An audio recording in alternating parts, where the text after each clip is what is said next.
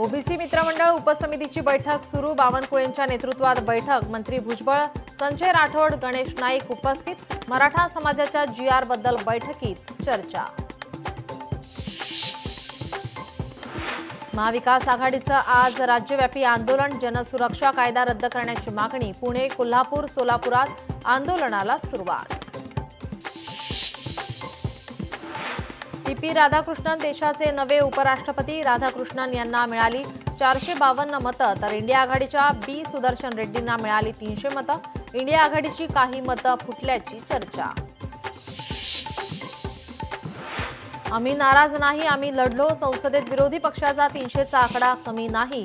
खासदार संजय राऊत यांची उपराष्ट्रपती निवडणुकीवर प्रतिक्रिया।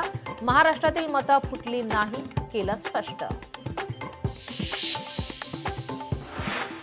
नागपूर मुंबई समृद्धी महामार्गावर सर्वत्र खिळेच खिळे। 3-4 गाड्या पंक्चर। मोठा कट रचून जीवितहानीचा प्रयत्न असल्याचा प्रवाशांचा आरोप।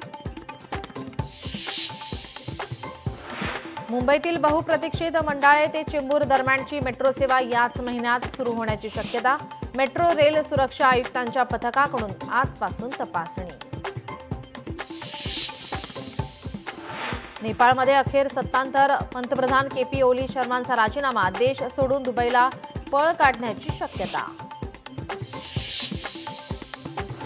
बालेन शहा नेपाळचे नवे पंतप्रधान होण्याची शक्यता। बालेन शहांना पंतप्रधान करण्याची आंदोलकांची मागणी।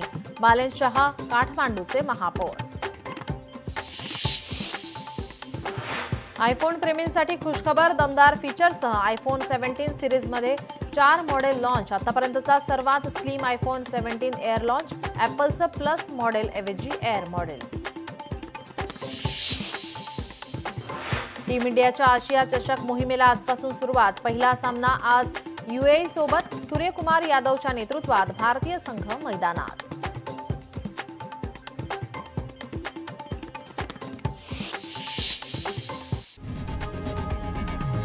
लोकशाही मराठी ऐका, पहा, जागरूक रहा।